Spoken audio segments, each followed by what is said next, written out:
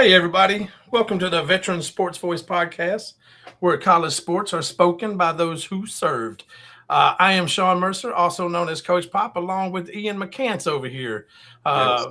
Yes, sir. Say, hey, there's everybody. Ian, we bring the real talk, the real perspective, and the zero media spin, man. We're just two guys sitting at home doing our thing, trying to bring this to y'all. We are powered by at College Crew on X, and you can watch every episode on YouTube at College Sports Crew. And if you're there and you haven't already, hit that subscribe button, man. That's what gets us out there. Okay, guys? That's what gets our message out there. This week, this show, we're going to talk everything from SEC opening weekend for softball to SEC basketball movement, quarterback pressure at Alabama, and eligibility battles shaping college sports, particularly college basketball. And my guy Ian's going to bring a little bit of knowledge on it. We're going to talk about the Alabama deal there with Charles Bediako, I think is how you say his name. Bediako. Bediako. Okay, Bediako. There's been we've been trying to figure that out. And Right. you know what? And we're also going to talk about some Gus Malzahn, man. His coaching journey of 34 years that built the game. We're going to cover it with some accountability, discipline, and straight up honesty. So you know what? Bring your takes. Let's get to work. Ian, good to see you, brother. I know you feel a little bit under the weather, and I'm sorry, everybody. We had to kind of be delayed a little bit on this one. As I said, we're just in our homes doing our thing, and apparently, I had the neighborhood dogs of Hillsboro, Oregon, walk by and just wanted to throw a ruckus and get everybody in uproar. So we had to let that settle before we could come live. But you know what? We're live now. We're happy we're here, guys. Right, man. That's so funny. You don't understand, all the things that can go haywire when you're filming until you start filming. And I was telling you, man, I had two situations. One, I just shot a show, man, but they shot it during the week. And next door, okay, so they rented out this Airbnb to film there. And next door, there's this crew building a house, man. And the crew was like international, so all you hear is boom, boom, boom, boom, boom. So that filming day was horrible. And then another role I did, man, I actually got murdered, right? So I'm on my knees with my hands tied behind my back, preparing to get shot in the head. And man, you'll realize how difficult it is for us 40 plus guys to be on our knees like that. So I'm sitting there, man, and just when the guy gets ready to pull the trigger, a plane flies overhead. They're like, cut. I'm like, no, don't shoot me, man, because it was so painful just being on your knees, for that length of time, man. So I understand your pain, brother. I can't wait to see this. You're getting shot in the head, man. Like, but that don't even sound good. Man, and guess what? I fell the wrong way, man. We had to do a take. The guy shot me, and I'm, we're in this barn. I'm trying not to fall on the dirty floor, so I kind of like fell over to the little clean area, man. But it was the wrong direction, so we had to we had to do another take, man. So yeah, funny time. Well, I tell you what, when this comes out, man, you gotta let us know so we can do this here. So Absolutely. we can definitely watch this here. So guys, as I said before, we're going to talk about I'm not getting into too much depth here tonight, but hey, I wanted to give a shout out to our SEC women. This week is this weekend starting February 3rd. We got some they're going to be kicking off their seasons. A lot of them are, and they are going to be February the 5th through the 8th. We got the NFCA Division I Leadoff Classic. February 5th through the 8th. That's going to be in Clearwater, Florida, and it's going to be Auburn and Tennessee and Missouri, and they're going to be competing against Clemson, Oregon, Liberty, BYU, and Penn State. Tennessee is ranked number 4, and Clemson number 9, Oregon number 5. So that's going to be a great tournament. Let's give our Auburn and Tennessee, and those are our two teams in the SEC that'll be competing on that. February the 6th through the 8th, we got I love this name, the Kickin' Chicken Classic out of Conway, South Carolina. Number 7, Arkansas Go Hogs will be competing against Virginia, Akron, and Coastal Carolina. This tournament is actually somehow has to do with Coastal Carolina sponsorship or whatever. I'm not real sure, but it's I guess Coastal Carolina is getting credit for putting this tournament on. And then one of my favorites, you guys, is anything with this name in is one of my favorites because I have a daughter that walks because of this, is because of the Shriners Children's Clearwater Invitational. But Shriners Crippled Children's Hospital is the greatest hospital for children with anything, disabilities. They don't take any kind of payment, nothing. It's free of charge. I actually had a doctor. I was in the military, Ian, when my oldest daughter, when I was in the Army, I was actually compassionate reassigned to Shreveport to the Crippled Children's Hospital there. And I said, hey, you guys, I got insurance with, I can pay whatever. And they're like, you know what? Unless that baby works, we don't need that. So no, it's free of charge. So anyway, that Shriners Crippled Children, Shriners Children's Clearwater Invitational out of Clearwater, Florida. It's going to be February 12th to the 15th in Clearwater, Florida, another tournament. Clearwater is making bank on these tournaments. They're going to have number 12 LSU, number 4 Tennessee, number 14 Texas A&M, and number 10 Florida in this, going against number 11 Nebraska, number 19 Oklahoma State, number 6 Florida State, number 8 UCLA, number 20 Duke, and Northwestern, who's not ranked, UCF not ranked, and FAU not ranked, and JMU not ranked. That is a loaded tournament, my guy. That is loaded. Yeah. So, and then we got in San Marcos, Texas. It's sometime in mid-February. You know what? We're not even going to get to that one because that's in mid-February. But those are your ones that are going to kick off these upcoming weeks right here, these next 2 weeks. So shout out to our girls right there. And you know what? Just so y'all know, I have been keeping up.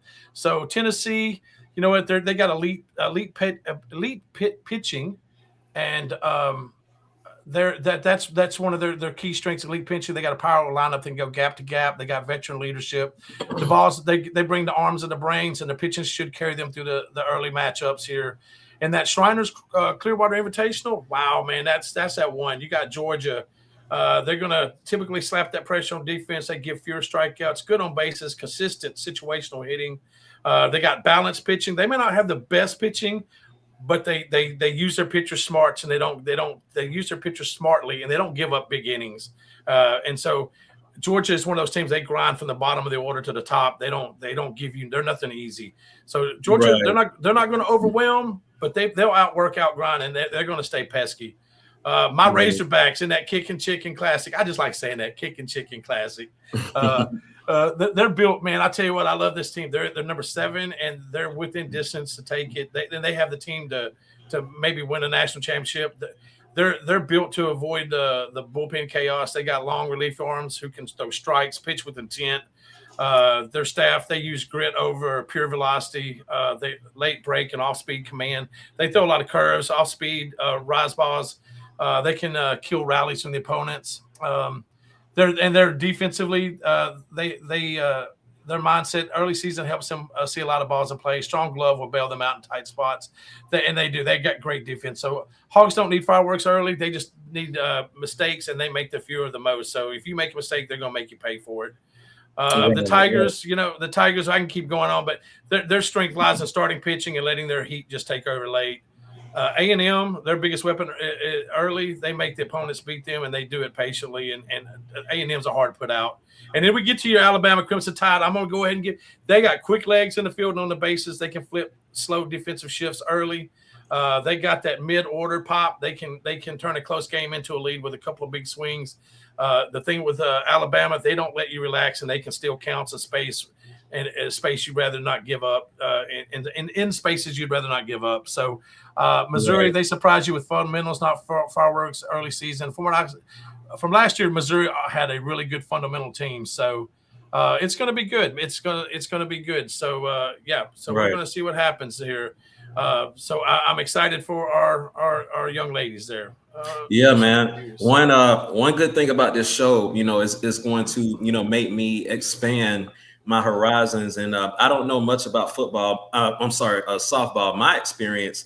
And, the funny thing, Alabama women, I think, have won a national championship in the last 15 years or so, man. They have. I remember the year they won, and I was embarrassed to even celebrate because it's like, okay, I'm just beating my chest just because Alabama won something else. I have no idea about this sport, but I can tell you this, man.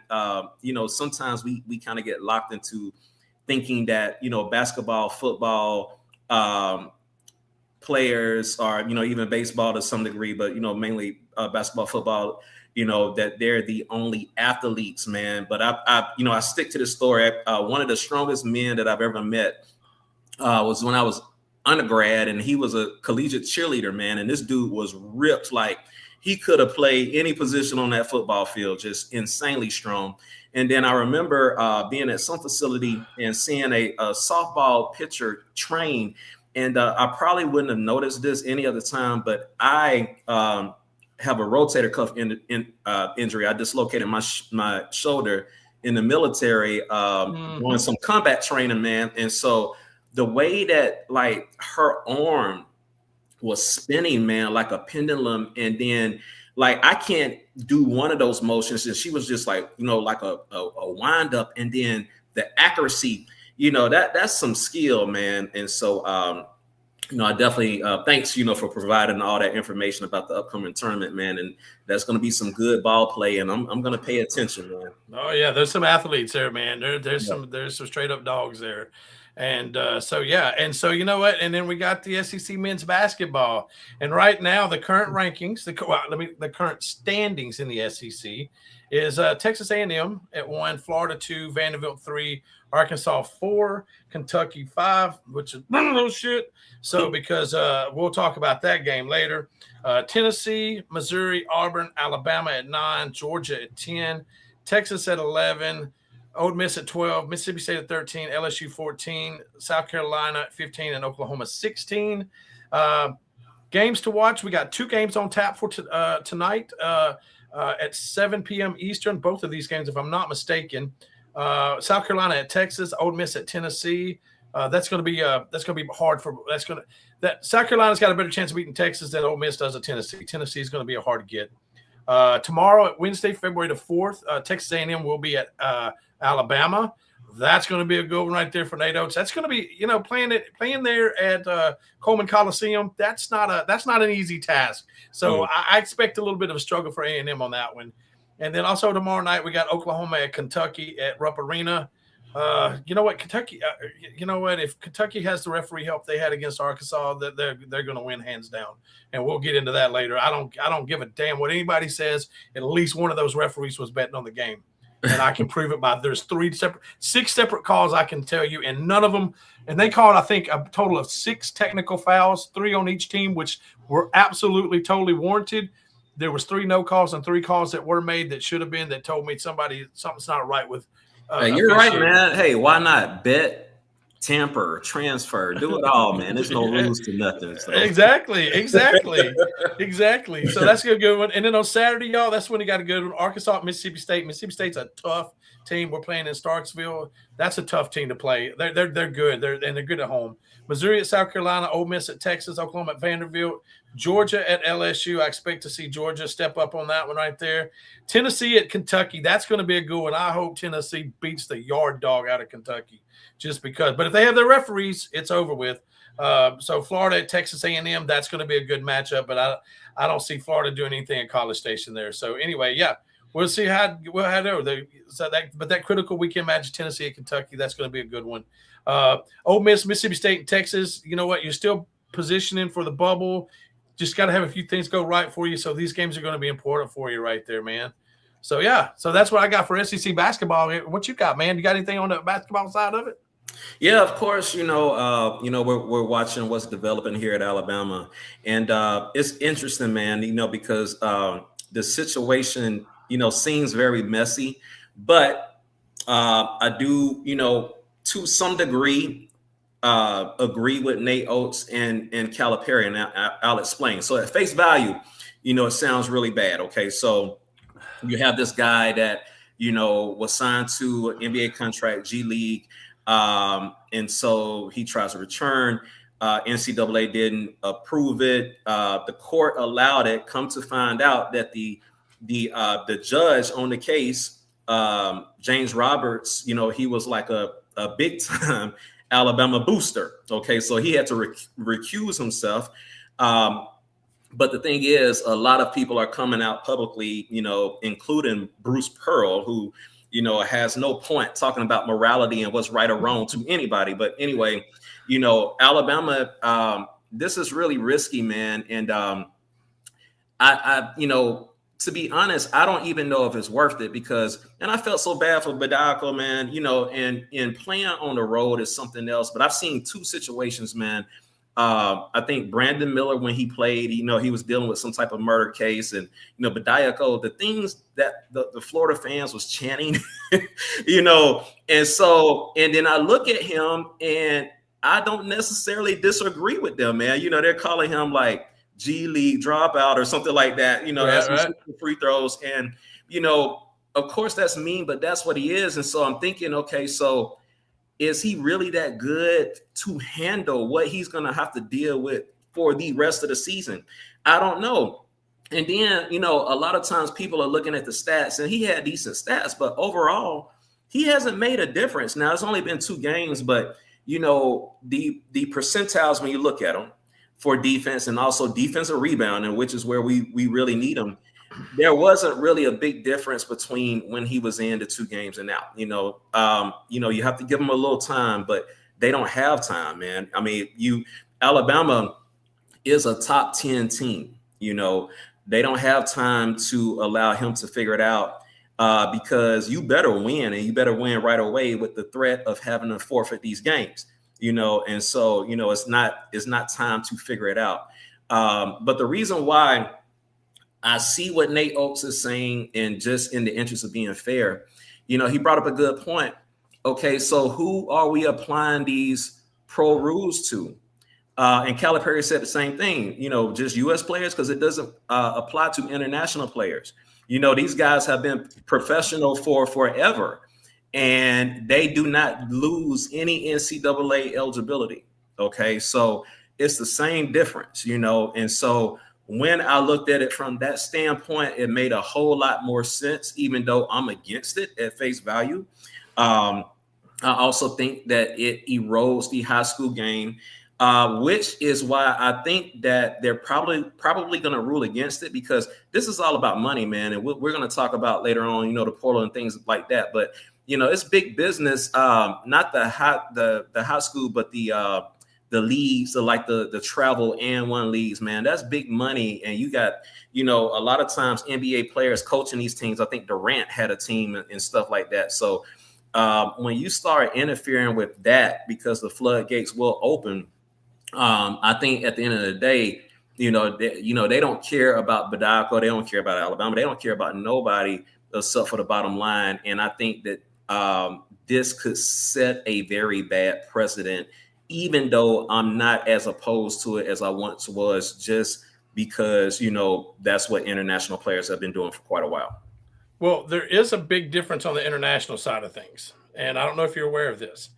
International players are not eligible for NIL.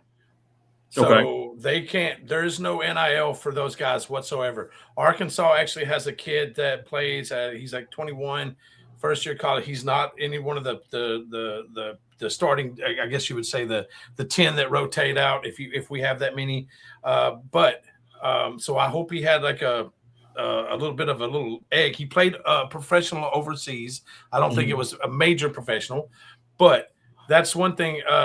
Former overseas players they cannot, and I'm not sure why. I just know they're not eligible for NIL. So there's a big difference there. So it's not like they got paid or to me, that's kind of irrelevant, because it's not nobody's bringing up Bediako's NIL. But that's the only reason why he's coming back, because he can make $2 million sitting there doing that. Yeah, that's why he's coming back, but that's not what will potentially make him ineligible. Okay, it's the fact that he was a professional player with a contract, which is what these international players are. So, whether they come to school with an NIL, that has nothing to do with the fact that they got paid at some point, so they were professional, so with that, to me, it's the same. Now, if they don't benefit from an NIL, that's college, but were they professional? Yes, they were, so in that instance, I think it's the same thing. But the way I see it, they're coming from overseas to get with a brand like Calipari. Calipari has a brand, like whether it was at Kentucky, whether it was at Memphis, hell, even if it was at UMass, he was a brand. Over the years, he's built that brand. You play with Calipari, there's a good chance you're going to get drafted. So those kids come over, from Europe or wherever, not getting NIL because they're hoping to use his brand to get into the NBA. Mm-hmm. This kid over here, what did we say his name was again? How do you say it again? Bediako. Bediako. So Bediako is over here like he can't make it because G League, you're not getting paid a whole bunch in G League, and he was undrafted. He left school early to get undrafted, and hopefully he had a degree, which I probably didn't. He left school early to try to go make the big money. He ain't making it, and now he's going, oh hell, I can make it over here in college and do it. Get $1 million to $2 million a year. One's not like the other. One coming from this pro is not coming from this pro. This one's coming over here is because he sees a way to make money over here. And the way I see it, and Calipari is against it, just so you know. But, and I'm surprised with you, and I understand where you're coming from because your big thing has always been there is nothing wrong with protecting amateurism. Right. And we're not doing that now because some kid that's busting his ass in high school or AAU or whatever is now having a slot taken away from this guy because this guy couldn't cut it in the NBA and got demoted down to G League. And now, he's taking a slot as a scholarship for somebody. And I totally am against that. I don't disagree with you, but a professional is a professional. You could say they're over here or whatever. They were getting paid. Okay. They had contracts. And so they were not student athletes. So if you're a professional, you're a professional. Okay. So I agree with you. We can't split hairs about that. I agree with you. I say what if he had went and played for Calipari and the brand? Right. He would have had the same exact story. Who cares what he got paid? That it was more or less than professionals for international. They're doing the same thing. So I agree. And I agree with you. I don't think any of them should be there, whether they were from Europe, whether they're from the G League or whatever. I think once you sign a contract, you lose your amateurism. And somewhere along the way, I mean, I don't understand how courts can just go override. It's like if they can do this, and that means they can just overturn anybody's standard operating procedures at Walmart if they wanted to. No, exactly. And so yes, I agree with you on that. And I'm sorry I didn't make that clear. I was telling the difference, but I believe once you sign a contract, I don't care if it was in the Timbuktu League. Right. Your amateurism is gone. You can never come back to the NCAA. That's how I feel about it. Yeah. I totally like everything that I said. I feel that it will affect the high school game. I feel that it would affect Alabama. I don't even think he's worth it. But at the end of the day,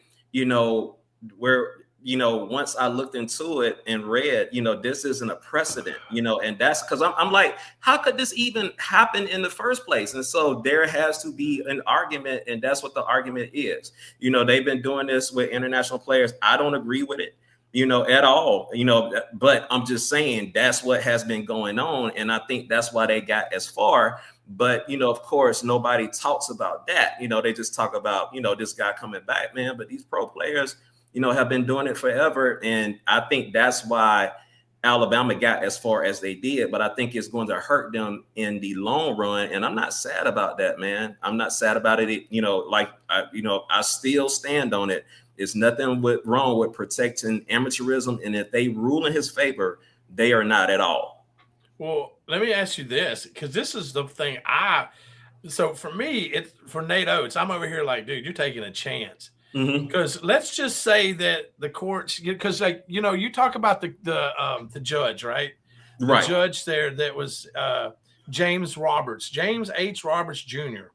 The NCAA challenged him, and they had right to because he was a donor reported, and his donation range was anywhere. They figured that it's anywhere from $100K to $249K. So somewhere in there, he's given that much money a year to them to be a donor, right? So he should have recused himself from the get-go on his own self, but that kind of makes it scary. But the thing is, now if you get someone with an open kind of mindset about this, how many? I think he's played 2 games. Bediako has played 2 games. Those are wins that if he's ruled against, that the NCAA is probably going to make you vacate. That just hurts your chances with. They lost them, which is my point. I don't see, let's be clear. Nate Oates would not have gone down this road if all his bigs weren't injured. you know, and so he's really rolling the dice here. And I think it's going to backfire, man, because his presence hasn't even really resulted. Man, Florida ran them off the court. They ran them off the court. And so if you and Calipari, you know, like I said, I listened to his interview. You were right. He did disagree, but he pointed out what I pointed out, you know, and then he said one thing. He was like, if you are going to allow these guys to come in, don't let them do it mid-season, you know? And so that's what, like, you let this guy pop up and insert him into the lineup, and we're in February, man. That's crazy. Like, I don't know what Nate Oates is doing. And on top of that, he's not that good of a player to be a Brandon Miller was, okay. So he could, you know, stand at the free throw line and deal with all those chants and deal with, you know, I don't think Bediako is, and man, so I think this is going to end up being a colossal failure. Well, we will see, and let's hope you know, stronger minds prevail here, you know, with or stronger or better heads, because you know what, all the way around, you know what, it was so much easier, and the game was so much fun when you knew who was playing, and now it's like, you know, I feel so sorry, Ian, for the kids that are busting their ass that are 17, 18 years old, and they don't even know if they're going to be able to go to school somewhere on a scholarship because people are taking slots from them, and that's got to stop, because you're going at some point, all these players that you're bringing back, they're going to get old. They're not going to be, but you've not developed the next wave of the future of any sport, you know, because if this is going to happen in basketball, you think it ain't going to happen in football? You think it ain't going to happen in baseball? You know, some minor leaguer that played that, you know, didn't make it, he's going to come back to school, you know, and play baseball for his team again or somewhere else. I mean, where does the madness stop? It's happening. It's happening in football. You know, that's what the portal's doing with these old teams, man. Like, I listened to a guy, you know, the Stephen Smith, the guy that reports for Alabama, not the ESPN personality, but anyway, he talked about how the portal has single-handedly eliminated the excitement of recruiting. And absolutely, man, you remember, I remember being there for them Tim Tebow commitments, and, you know, players dragging and switching the hats and stuff like that. Man, you know, these high school players are such a low priority now, which is why I think change will occur, because, you know, they don't care about amateurism, but they will care about the dollar, man. And it's too much money on that end, you know, to totally change that game to where fans are disinterested, man, because they're upset, bro. They're upset. You know, I meant to look this up and kind of investigate this a little bit, but I didn't, and I don't really have a good idea how this could happen. But maybe you do, or maybe we can discuss it right here, right now. If I'm a 17-year-old 4-star, 5-star athlete out there, and I can't, and you know, and this has happened. A scholarship was offered, and then it was pulled because someone from the portal came in. Who do you sue? Because it's not the NCAA. The NCAA is not wanting this to happen, though they are being kind of little punks about it because they're not standing up. It's like they're waiting on the federal government or somebody to step in. I don't know. But what standing do they have? Who do they go after? Because to me, those kids, those parents, you know, all the money that some of these kids have gone to camps, all these things that have done or have gotten up. So, you know, who do they take their fight to? Have you? I wondered about this. Like it, you know, I learned a little while ago that even with the scholarships, man, they're year to year. You know, so I don't know. Even with that guy, okay, that you know, we get caught into buyouts with the coaches, but I noticed, you know, when Dabo was up there giving that tampering speech that he gave, you know, that's one thing that he said, that somebody from Ole Miss texted that kid, whether it was Pete Golden or not, but it's like, how much is your buyout? So, you know, I think the moment that ink hits whatever that is, man, you should have some sort of buyout. But outside of that, you know, I don't know how much they can enforce it, since it's always been like a 1-year thing, you know. So I don't know. That's a great question. But I'm not sure on that. Yeah, that's something we got to look into, because the kids that are suffering to me are the ones in high school that, you know, and if anybody's smart, those are the players you have to develop. You better set up some kind of league, developmental league or something for them, because if not, the game is going to be crap in a few years. It's going to be crap because no one's going to be there to play the game. Right. You know, Like, Well, I mean, look at Bryce Underwood. You know, he's yeah. played as a true freshman as a quarterback at Michigan. I don't think you're going to see that very many times much more, you know, for any player now because of the portal. So I think that's going to be an oddity. Yeah.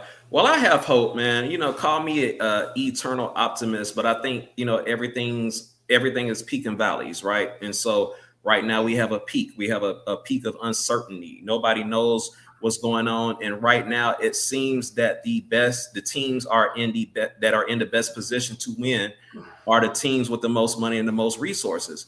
But I don't know if that will be forever, man. I think you still, you know, I'm watching some of these teams, like, you know, for example, we were laughing at Alabama, and I've been sort of busy.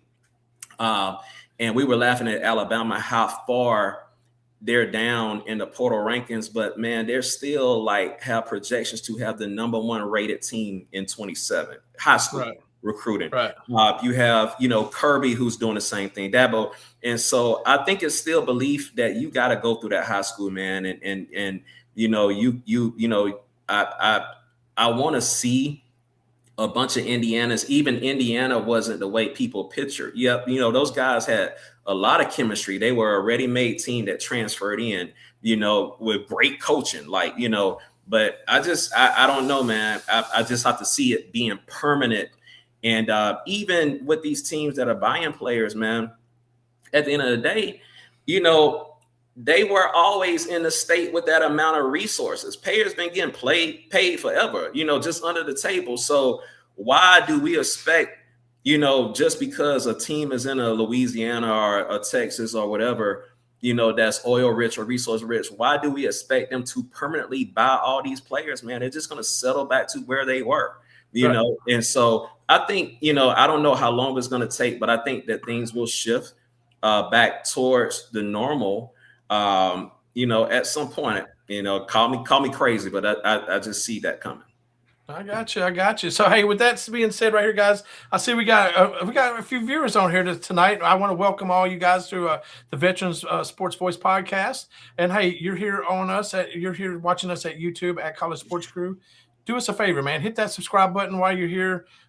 We know we crossed over 100 subscribers after changing platforms at the beginning, somewhere in December, I believe, if not mistaken, or late December.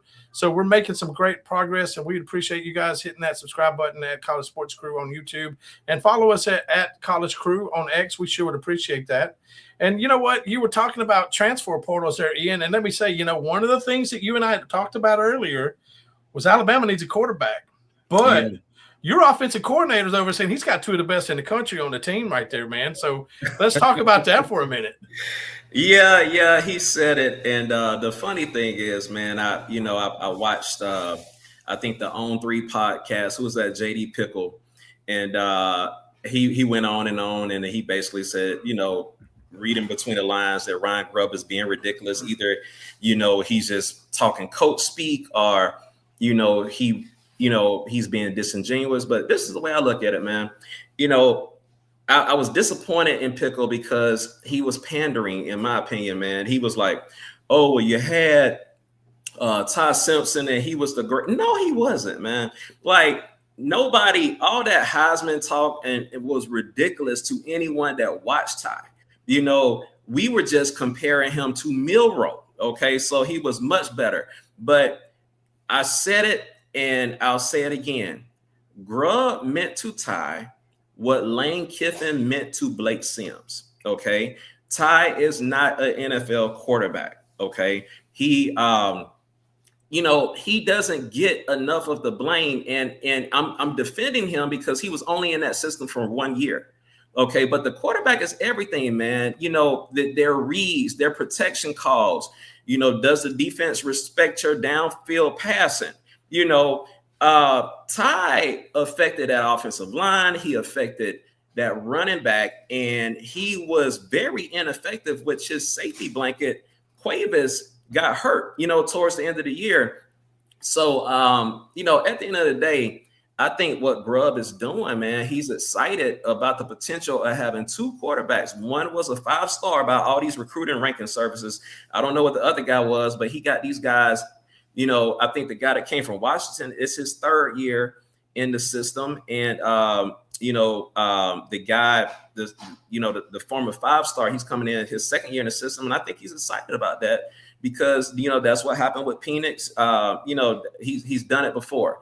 And so, I think that, people like Pickle, I know you got to put content out there, man, but you guys know Ty Simpson wasn't that good, so, the fact that he could not beat out Milroe, it sounds good, I wasn't going to take $5 million. I want to play at Alabama. Alabama didn't want him back. And who was really going to pay him $5 million? He's worse than freaking Carson Beck.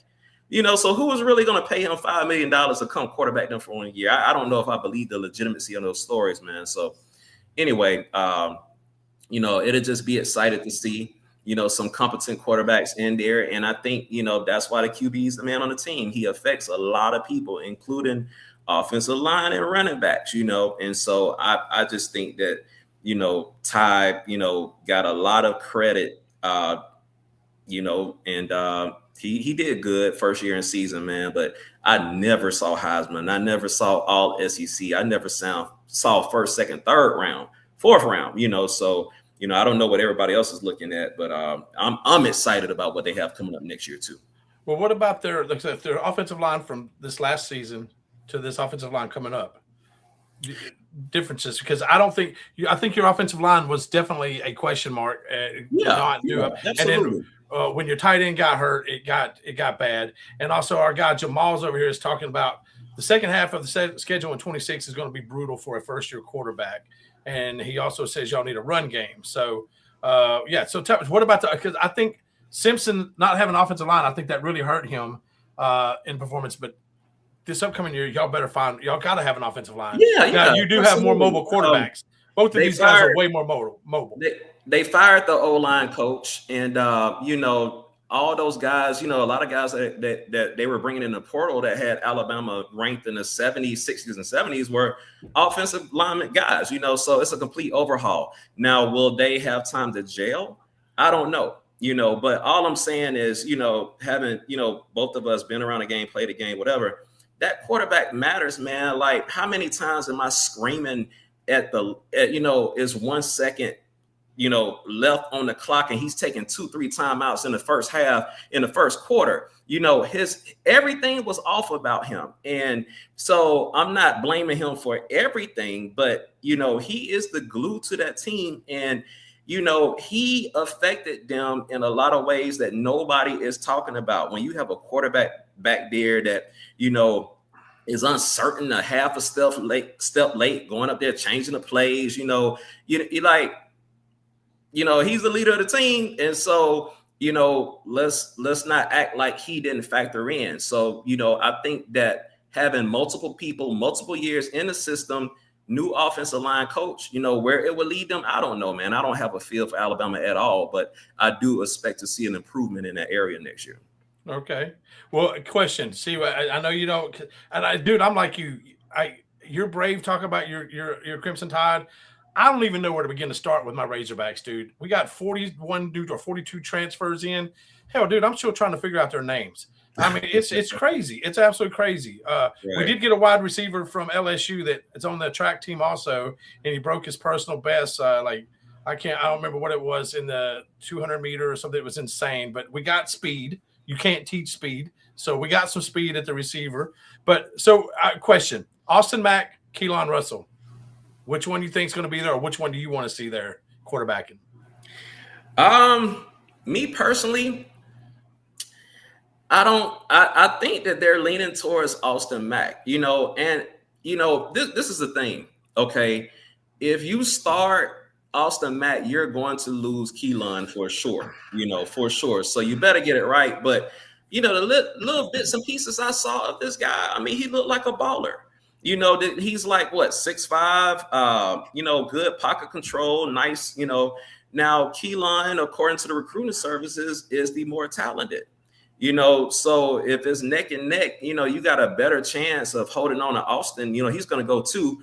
But he at least showed his loyalty by coming from Washington to Alabama, with the board. They're leading for this 5-star out there for 27.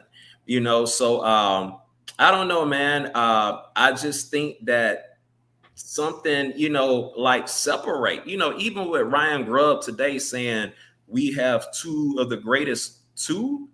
Okay, so there's no separation. They're not showing their hand or leading towards one or the other, which this thing is going to play out. And if it's playing out, then I'm going to lean toward the guy that has more of the experience in the system than the guy that was highly rated. But hey, man, Matt came down here for a reason. Right. Was and so Grubb did say publicly, his exact words were, the 2026 Alabama's 2026 roster includes two of the best quarterbacks in the country. Mm-hmm. Now, a question from you as a lifelong Alabama fan, and this is so crazy for me to even say this, but Kalen DeBoer, y'all go back in the playoffs, y'all get blown out like you did like that time with Indiana. Mm-hmm. Does DeBoer make it at the end of the season? Or is Alabama standards so high that they expect to Alabama's kind of like LSU.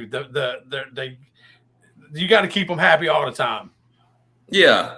I mean, he can, man. It's just there's certain games that he better win.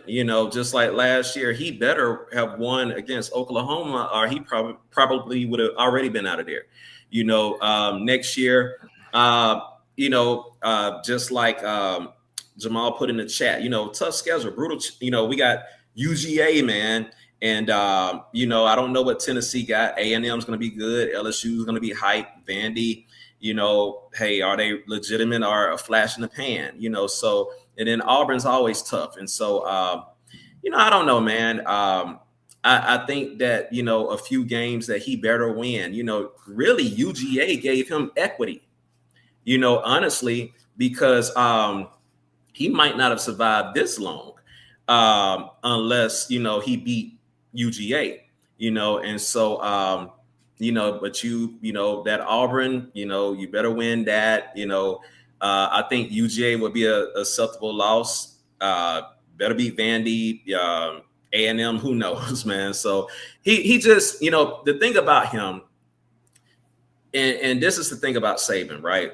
And I've said this before, Saban was like the Godfather. He exuded confidence. When that man walked into your living room and talked to your wife and your child about what he offered, you wanted them to go for him to him for life, not just, position football player, but, you felt like you were giving your child.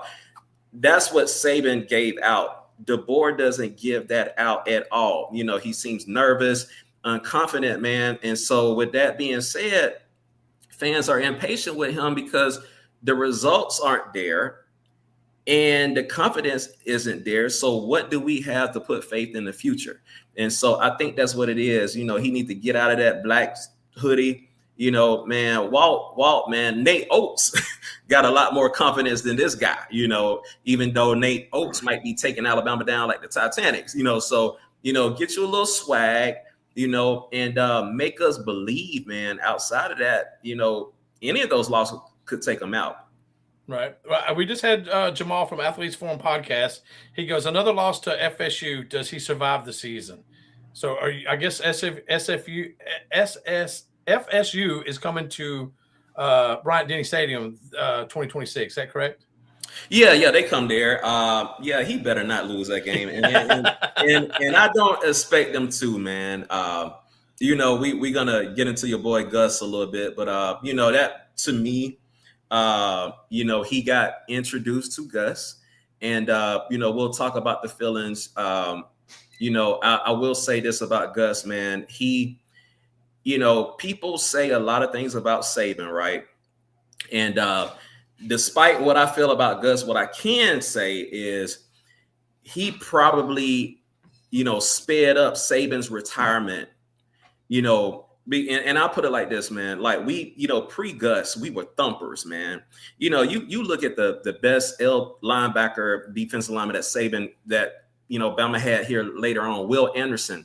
Will Anderson was not the mold of any of those 2007 through 12, 13 teams, man. Terrence Cody in the middle, Jonathan Allen like thumpers, man. And so what Gus did, he changed Saban's philosophy to have these more thinner, swifter defensive players. Side to side.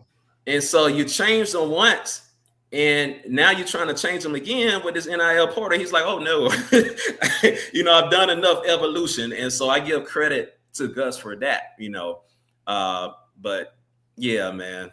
All right. That's what I feel about it. Well, look, before we get to our next segment again, guys, I want to tell you something. So as an Arkansas fan, these two coaches mean something to me. First off, I want to say something to anybody that's out there. I don't know. The last I checked, Lou Holtz is in hospice. Mm-hmm. I grew up watching Lou Holtz just wear the sidelines out on an Arkansas sidelines. He was there from 77, I think, till 80, 81, somewhere around in there. I should know that, and I don't. But he's in hospice. He's had an amazing career. There was in 1978, Arkansas, the number 1 ranked football team. We had some upset wins in the Orange Bowl against Oklahoma, but he always stuck by his standards. And that's after he sent 2 of the best players. One of them was his best running back home for breaking team rules, and we still upset Alabama in the Orange Bowl, and it was not even close. It was we beat them pretty good. So regardless how you feel, my thoughts and prayers are with Lou Holtz and his family, with Skip Holtz. I have a good friend that I consider like a son to me, Ross Horner, who grew up coaching under Skip Holtz at Louisiana Tech. Ross, I know, and he used to talk about Lou coming there and just how awesome he was, a good guy.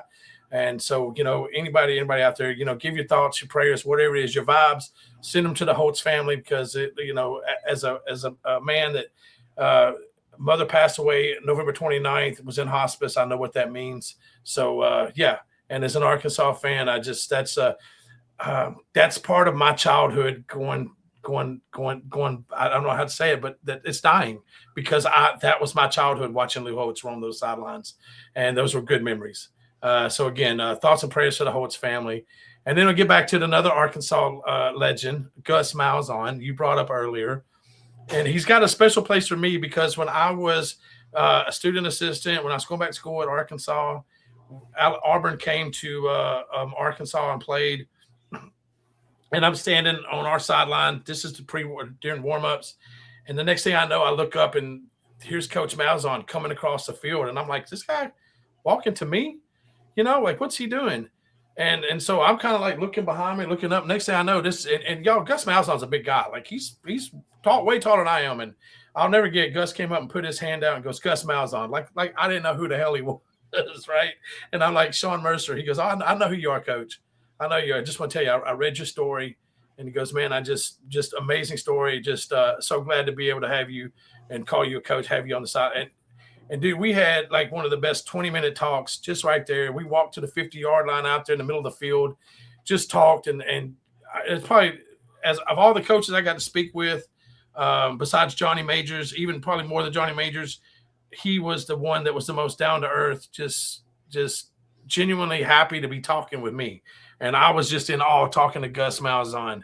But he retired after 34 years. First off, I want to give a attaboy, way to go. He's one of those guys that no matter where he went, he never had a team that was in question. He always did things the right way.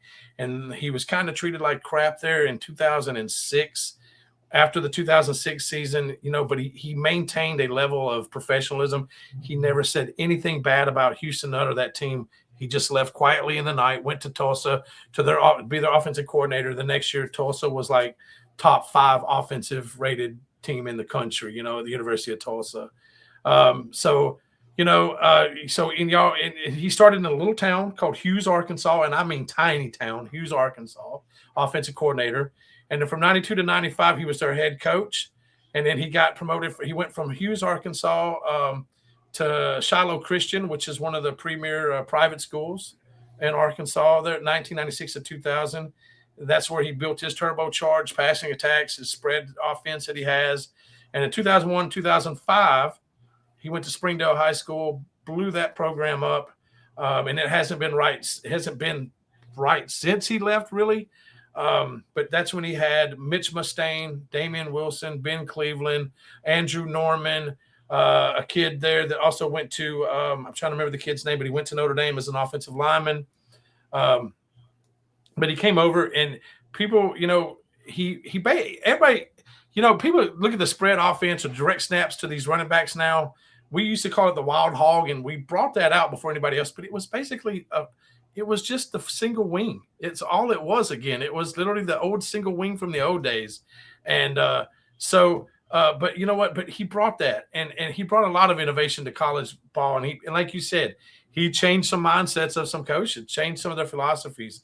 So as an Alabama fan, I know he was a thorn in y'all's side a couple of times. Tell me what you think about Malzahn and his retirement. Besides, I'm sure, are you glad to see him go or what? That was such a beautiful testimony. I feel guilty about what I'm about to say. But honestly, I feel that Malzahn was very overrated, man. I think that with that offense, what gave Saban fits was, I liken that to holding. You can call holding literally every play, right? The refs don't do it. What he did was he bent the rules and he had them linemen too far down the field. And the thing about it is, man, I think it was scheme, and he played within the rules, right? Of whatever, however they interpret it. But it's hard as a coach to game plan for that when they're not enforcing what the rules say, man. I don't give him credit as a recruiter. Auburn was in, 15 to 20 with him, 7-8 SEC. Auburn does not belong there. Do you really give him credit for Cam Newton? Outside of that, who did he develop that translated into an NFL system? Jarrett Stidham, we just saw him Sunday, man. He did not belong on that field. I think that he slides in as an OC and assassinates the head coach. I thought that's what he did with Houston, that, with Mitch Mustaine. I felt that he did that with Gene Chizik, and I felt like that's what he was trying to do with Norvell. And I think that he watched and saw that they didn't fire Norvell because Deion's season wasn't good enough. And so he's like, hold on, I'm out of here. Norvell got another year. And the only other thing I say about him, man, and this is just me being a biased Bama fan, let's be clear. but why he was 3-5 against Bama, man. Why did you give that man credit for near wins? Okay, so look at it the other way. Okay, kick six had the officials call the right play, then the score that they scored. Them linemen was 7 yards down the field. Kick six should have never happened, man. Also, on top of that, okay, so take that win. The other win that he had against Bama was when everybody was down and Matt Jones was making his first start at Auburn on the road. Come on now, and they still barely beat him. So, it very easily could have been 1-7, So yeah, it's cool. Bama's public enemy number one, but when you break down what he really did, man, it was a much of nothing. But people like, for people to take a shot at the king, but we're there for a reason. Looking down. Well, no, I looked this over here. So as an Auburn head coach, from 2013 to 2020, he had a 68-35 overall record. His SEC record was 39-27. And I did do some digging. Alabama, you're right, 3-5. LSU, 3-5. Georgia, 2-7. So you're right. Against elite teams, he was an average coach. He really was. But I will say this, and I had to give.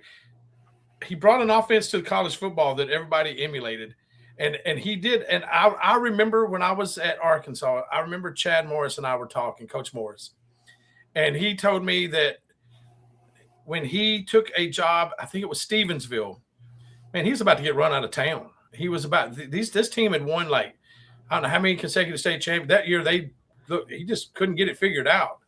So he had been begging and begging and begging and asking if he could meet up with Coach Malzahn, who was at Springdale. And finally, Coach Malzahn said, sure, come on up. And he said, man, Coach Malzahn opened that playbook up. Anyway, those offenses now at Lake Travis, South Lake, all those, they basically run what he does now. And so his influence around there has been good, and like SMU's head coach comes from his coaching tree. Rhett Lashley comes from there. So he's got some people out there. But I will say you're right. Against elite teams, he had some. But I didn't get to talk to Nick Saban when we got to Alabama because he didn't come talk to me. But I will say that Gus Malzahn was just one of those down to earth guy coaches, and I appreciate the time we spoke together. And I hope he retire. It's just hard for me to believe he's going to retire because I kind of was like you. I'm like, what head coach is he going to try to knock off here next? So right. And that's just me giving my biased point of view. I enjoyed the story that you told, man. That's the first positive thought, that I've had about him. But like I said, man, I gave him credit. He definitely, forced Saban to change his whole philosophy. And also, that's when he started hiring the Lane Kiffins and the Steve Sarkisian and those type of guys, man. The McElwains wasn't good enough. You had to have these cutting edge, OCs that could, run those offenses the way of what he was facing against Gus, man. And his I see him talking about this. You saw that right there. You're slightly right. But anyway, man, great career. He definitely, hurt Bama's feelings a lot, and we never got over the kick six into the grave digger play a couple of years ago, man. And that was sort of like poetic justice. Finally, we had a last minute play that ripped the hearts out of them that they ripped out of us, man. And so go ahead, Gus. It'll be interesting if he stays in retirement with that wife that he has. She seems to be very active, and I don't see her sitting around anybody's house, living a retired life. So we'll see if it's permanent.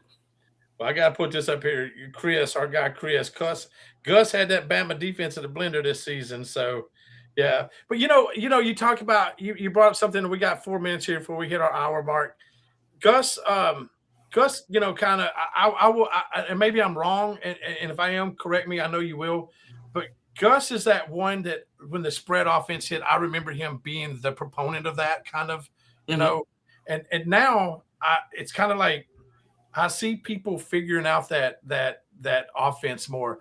Like I see like Georgia pro set. I start seeing more. You're starting to seeing fullbacks more. You're starting to see people get back to the old style of offense. Is that because that offense has been figured out a little bit, or people's figured out, hey, I can still line up the biggest, baddest players on the offense and the defense and big running backs, and I can still shove it down your throat? Like, what do you see happening there? I thought that it was, but as much as I hate that comment, he's right. They did put Bama in the blender. I was shocked. Like, it's no way. I thought that Nick Saban was still lurking around the campus and he would have warned the board about Gus, and obviously he didn't. But I just think that it's according to personnel, man. Outside of Lane, who's running those, freeze. I don't know what happened with him. I don't think he recruited well, had the right people to run the system, but it wasn't anybody really running that freeze Malzahn type offense that gave Saban fits, man. And so you had, A&M was more, I didn't watch them a lot, man, but it just seemed to be more pro style. Bama was, maybe you could say Lane's offenses, but it wasn't a need, to deal with it. So maybe they relaxed, man, but it bit Bama in the butt because they were not prepared for Malzahn and Florida State. Right. Well, guys, we are literally 2 minutes away from being our 1 hour show here. So you know what? I'm going to wrap it up from there, you guys. So you know what? We have a few viewers on here. Again, I'd like to encourage all of you, if you're watching us right now, as you are on YouTube, before you leave, hit that subscribe button for us, man. That's what gets us out there. That's what gets our message out there, and we want to be seen. And if you also too hit us up on X at College Crew on X. Hit that like button. We sure would appreciate it because this is Veteran Sports Voice Podcast, college sports spoken by those who served. I'm a dual service veteran, both Army and Navy. My guy Ian here, Navy veteran right here. So we understand, and you know what, this is for This is for everybody, but you know what? We want to let our veterans know. If we got veterans out there listening, say something. You know what? If we have friends of veterans out there, say something. We love when y'all make comments because it makes it interactional, and we love that interaction, and we love being able to do that. But I want to end it on this right here, real fast, guys. If you know a veteran, reach out to them. Let them know that they're thought about.